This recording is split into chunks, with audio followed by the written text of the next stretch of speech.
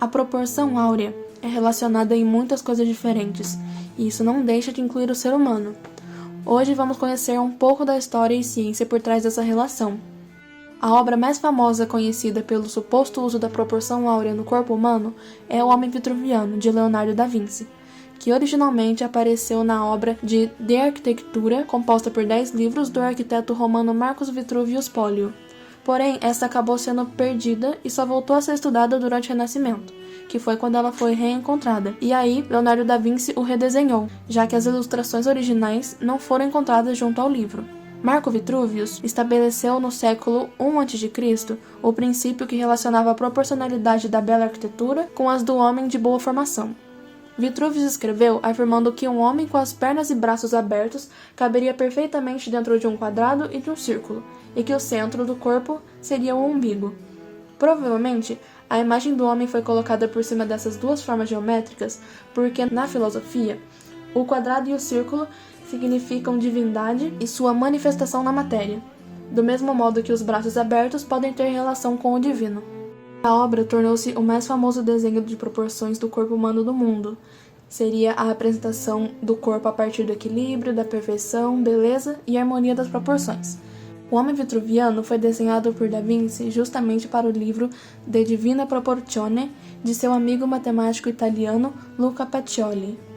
Esse era defensor de que o número de ouro só devia ser aplicado no sistema vitruviano, e não na arte ou na arquitetura, o que vai totalmente ao contrário dos princípios de Marcus Vitruvius, como já citado anteriormente. Luca também analisou a proporção feita por Da Vinci, e foi aí que começaram rumores de que era Leonardo o criador e inventor do sistema vitruviano, mas como já explicado anteriormente, essa afirmação está errada.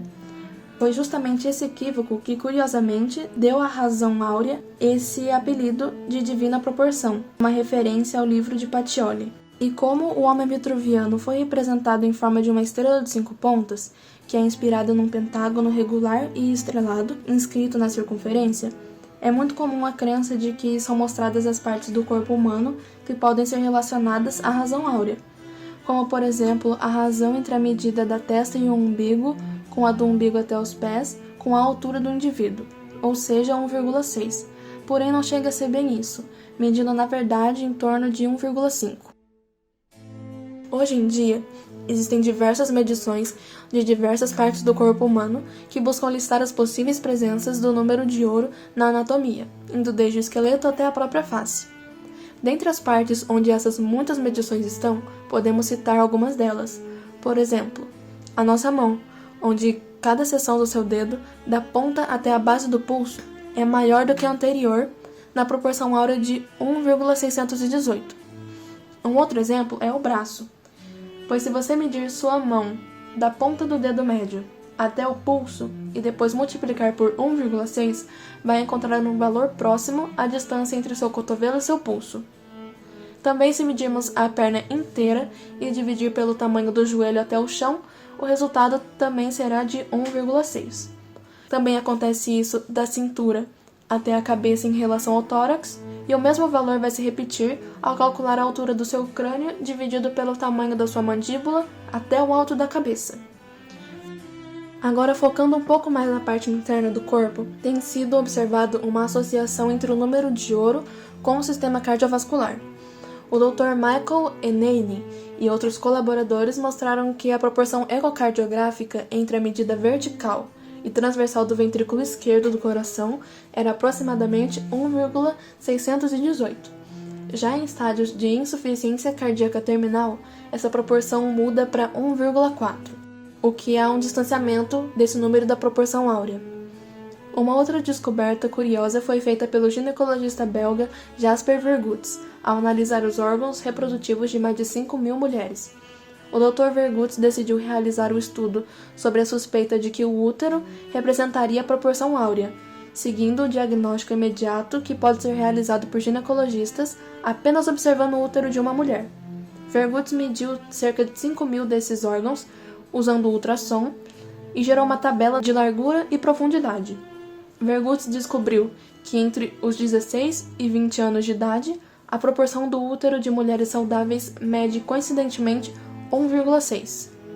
Dentro desse âmbito, é também interessante citar que durante o desenvolvimento do embrião humano, ele gradualmente se desdobra de uma maneira que é semelhante à espiral áurea, que está relacionada com a sequência de Fibonacci, presente em muitos seres vivos, se desenrolando à medida que gira para longe do seu centro. Podemos observar esse padrão de espiral porque o crescimento do embrião humano é proporcional ao seu tamanho. Na área da medicina, este tema desperta muito interesse e aplicabilidade, especialmente na cirurgia plástica, a partir do desenvolvimento das próteses de silicone para solucionar os problemas de forma e volume. A cirurgia de seio recebeu ao longo das décadas um numeroso acervo de técnicas, e uma delas propõe uma anatomia de beleza da forma da mama em visão tridimensional, geometrizada e baseada no número de Phi. Propõem nova forma de prótese mamária contendo essa razão e escolhem as próteses a serem utilizadas por meio de uma medida vertical do tórax da paciente em visão frontal e da classificação das hipomastias. Assim, é possível estabelecer visão geométrica e tridimensional das mamas bonitas quanto à forma baseada na proporção Phi, e próteses com a forma também confeccionada sobre a mesma proporção para corrigir as hipomastias. O método proporciona a obtenção de resultados bons e homogêneos de formas e volumes mamários, reduzindo subjetividade. De todas as partes do corpo citada anteriormente, a que mais chama atenção é o nosso rosto. Até porque a face é um dos aspectos mais importantes da aparência física de uma pessoa. E os fatores mais importantes da atratividade facial são a aparência mediana, a juventude e a simetria. A procura de um método para quantificar a beleza ou a atratividade é feita há séculos. Diversos estudiosos tentaram entender os vários fatores presentes nas caras mais atrativas e criar um padrão. Foram sugeridas e estudadas diversas teorias para isso. Uma delas foi a própria proporção divina, associada ao número de ouro. Assim, várias pesquisas foram feitas para descobrir a razão áurea no rosto, sempre associando a presença desse valor com beleza e perfeição das formas. Foi então que surgiu a máscara de Phi, criada pelo cirurgião plástico americano Steven Marquardt, que estudou beleza humana por anos em sua prática de cirurgia oral e maxilofacial e quantificou a atratividade facial a partir do conceito de proporção áurea. Ele elaborou, usando de matemática, computadores e bases de dados maciças de rostos atraentes e descobriu que todos os grupos supostamente tinham a mesma percepção de beleza facial. A também chamada de máscara de Marquardt usa o pentágono e o decágono como sua base, incorporando o Phi em todas as suas dimensões. Para que uma pessoa seja considerada matematicamente bela, a máscara deve se ajustar adequadamente a cada parte do seu rosto, mostrando assim que a face específica é simétrica. Essa simetria facial é o estado de equilíbrio das hemifaces, esquerda e direita, perfeitamente relacionadas e no qual existe correspondência no tamanho, na forma e na posição das estruturas bilaterais, relativamente ao plano sagital médio, que é o plano de simetria. A ausência ou falta de equilíbrio das hemifaces e das proporções faciais seria sinônima de desvio de simetria perfeita, ou seja, um rosto não atraente. Segundo esses estudos, muitas proporções na face humana fornecem o Phi. As proporções do comprimento do nariz, a posição dos olhos e o comprimento do queixo, tudo em conformidade com alguns aspectos da razão áurea. Com todas essas informações foram estabelecidas as medidas faciais necessárias de cada parte do rosto para criar um rosto bonito, e elas seriam: a altura da testa igual à altura do nariz, a altura do nariz igual a 1/3 inferior à do rosto, largura do nariz igual à largura dos olhos, distância interocular igual à largura do nariz, distância entre os olhos igual à largura dos olhos, largura da boca igual a 1,5 vezes largura do nariz, largura da face igual a 4 vezes largura do nariz, base do queixo à base das narinas igual a 1/3 da face e testa igual a 1/3 da face. E a orelha com também 1/3 da face. Vale citar que nesse último, assim como o embrião, podemos ver a sequência de Fibonacci, obviamente aparente. O sorriso na estética facial geral também tem sido dos mais importantes. Nos dentes, a altura do incisivo central com a largura dos dois incisivos centrais dá uma proporção áurea. Além disso, os 4 dentes anteriores do incisivo central ao pré-molar são a parte mais significativa do sorriso e estão na proporção áurea entre si. São padrões baseados nessa teoria que supostamente definem as características de uma face atrativa. No entanto, hoje sabemos que o conceito de beleza varia consoante os fatores sociais, culturais, étnicos e idade. As faces perfeitamente simétricas não são consideradas como as mais atrativas.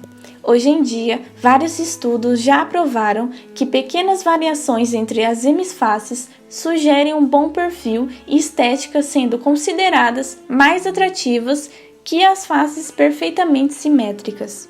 Para exemplificar isso, podemos verificar as relações áureas encontradas na face do ator, que é considerado um exponente de beleza cinematográfico, Tom Cruise. Foram estudadas as proporções apenas de um lado do seu rosto, e então criado um retrato espelhado, partindo do meio, e o resultado final não é nem um pouco agradável quanto o original, além de ser capaz de transformar uma determinada figura num quase desconhecido. O mesmo se mostra na montagem usando o rosto da criança a seguir, realizada em um estudo de avaliação de crianças que não apresentavam uma assimetria facial evidente. Foi também a partir da proporção áurea que o arquiteto francês Le Corbusier desenvolveu o modulor. O modulor é um sistema de medida em escala humana. Essa obra foi desenvolvida a partir de estudos como de Da Vinci, Leon Battista Albert e Fibonacci.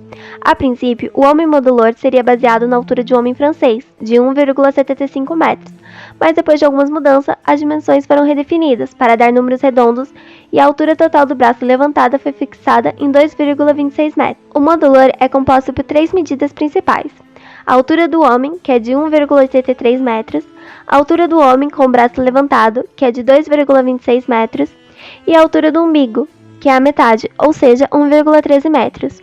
Esses 3 comprimentos têm uma razão igual ao número de ouro. O modulor também é composto de 2 séries, a série azul e a série vermelha, utilizando Fibonacci, porque o acréscimo dos 2 termos anteriores dá o termo seguinte. A medida inicial da série vermelha é a distância entre o umbigo do homem e o topo de sua cabeça, que é de 70 centímetros. A partir dessa medida, a série vermelha diminuiu para 0 e aumenta para o infinito, como uma razão igual à proporção áurea entre cada termo. A série azul é baseada no mesmo princípio, mas o comprimento inicial é a distância entre a mão levantada do homem e seu plexo solar, localizada a 1,40 metros do solo. Estes diferentes valores dessas 2 séries são usados por Le Corbusier em algumas de suas construções. Entretanto, Le Corbusier às vezes usava valores arredondados para facilitar as medidas. E por fim, vale ressaltar que a medição da razão φ no corpo humano não é 100% comprovada. Nada em relação aos valores é necessariamente verdade. O corpo humano tem muitas proporções possíveis, cada indivíduo tem a sua, muitas das quais ficam em algum lugar entre 1 e 2. Se você considerar um número suficiente delas, você certamente obterá números próximos ao valor da proporção áurea. Na verdade, a maioria dos números entre 1 e 2 terá pelo menos 2 partes do corpo aproximando-se deles em proporção. Lembrando também que, como a proporção áurea é um número irracional, você nunca o verá de maneira exata em qualquer medida. Tudo isso é um exemplo da maneira como o cérebro humano encontra correlações espúrias. De fato, com dados suficientes, é possível encontrar padrões que concordam com quase todas as hipóteses.